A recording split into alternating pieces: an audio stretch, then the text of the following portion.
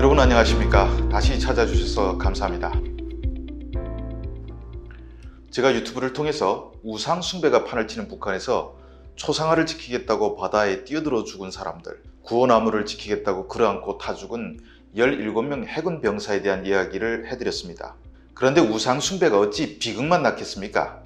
오늘은 초상화 때문에 생긴 희극도 하나 말씀드릴까 합니다.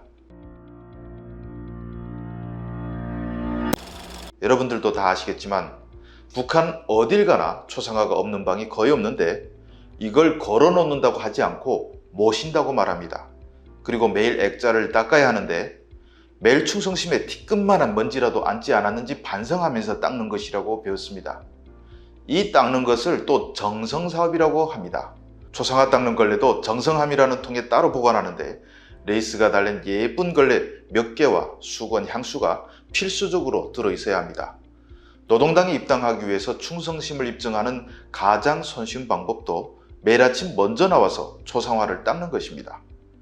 그런데 집집에 걸린 초상화는 정말 세뇌된 정신병자가 아니면 누가 매일 닦겠습니까? 그러니 간부들이 갑자기 들이닥쳐 검열하는데 흰 종이로 이 초상화비를 한번 쓱 쓸어가지고 먼지가 있는지 보고 그 먼지 닦은 종이를 세대주 이름이 적혀있는 명함지 비슷한 책에 이렇게 넣습니다. 종이에 먼지가 나오면 충성심이 부족하다고 엄청 불려다니면서 비판서 쓰고 시달리긴 하는데 너무 걱정할 필요는 없습니다. 간부들이 자기 직원 집에서 먼지가 많이 나오면 자기도 처벌되니까 이런 검열이 있기 전에 몰래 직원들을 먼저 보내서 알려주게 하는 경우가 태반입니다. 그런데 집에 사람이 없어서 검열대가 떴다는 사실을 모르고 퇴근했다가 단속되면 그건 정말 재수없죠. 우리 집도 한번 이렇게 걸렸는데 그때 아버지가 많이도 불려다녔고 무슨 당적 경고인가 하는 처벌을 받았습니다. 한 번은 이사하다가 누가 초상화를 건드려서 유리가 살짝 깨졌는데 유리는 바꾸면 됐는데 햇빛이 들 때 옆에서 자세히 보면 초상화 종이가 살짝 긁힌 것이 보였습니다.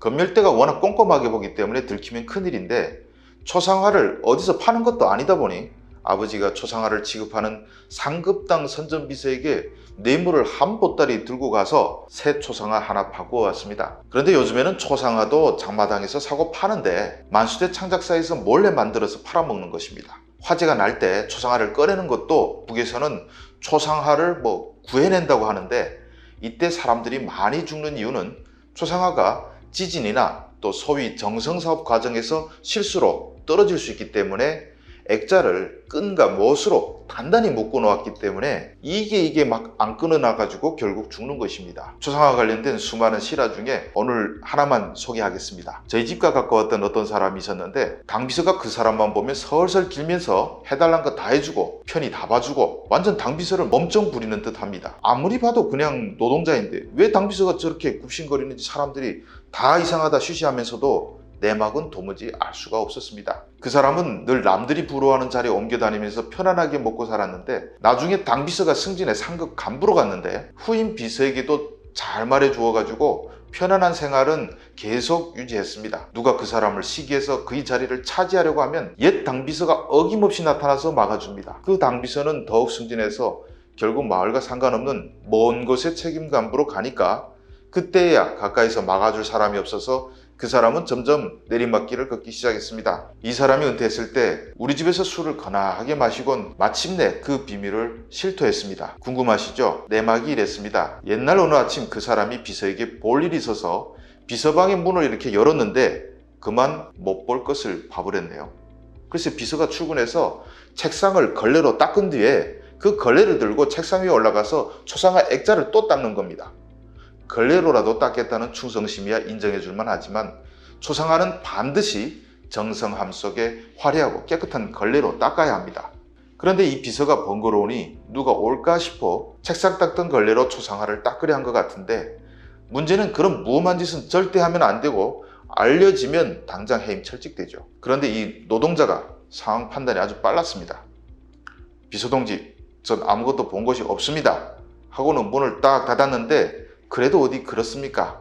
그게 맞다는 얘기죠. 그때부터 비서는 늘 그 사람만 보면 안절부절 못하면서 온갖 성의를 다 보였는데 뭐 하긴 생명의 은인이나 마찬가지가 아니겠습니까? 물론 노동자가 신고해도 비서가 모함이라고 우기며 넘어갈 수는 있겠지만 아마 조사를 나온 간부들은 이런 힘없는 사람이 봤으니 그런 엄청난 말을 하지 안 보고 그런 말을 지어낼 리가 없다고 생각할 것이 틀림없습니다. 그런 문제가 불거지면 어차피 둘 중 하나는 죽어야 하는데 그러니까 설사 싸움에서 비서가 이긴다고 해도 의혹은 완전히 벗을 수 없으니 출세길은 막힐 수밖에 없는데 결국 최선은 서로 좋게 윈윈 하는 것입니다. 아무튼 이 사람이 문고리 한번 때맞춰 정확하게 잡은 것 때문에 수십 년 편안하게 살았으니 운 한번 기막히게 좋습니다. 북에서 높은 경찰직에 있던 제가 아는 간부는 술만 먹으면 조선 땅에 죄 없는 놈이 어디 있어? 들킨 것이 죄지라고 맨날 말했습니다. 제가 며칠 전에 컨택트라는 영화를 나중에 보다가 윈윈, 논제로섬 게임 이런 단어를 듣게 됐는데 이걸 들으니 이 이야기가 생각났습니다. 그 당비서와 노동자는 용어는 몰라도 해피하게 논제로섬 게임 윈윈을 했던 것입니다. 오늘 이야기 좀 재미있으셨습니까? 구독, 추천 많이 주시면 앞으로도 종종 이런 에피소드들도 들려드리도록 하겠습니다. 시청해 주셔서 감사합니다.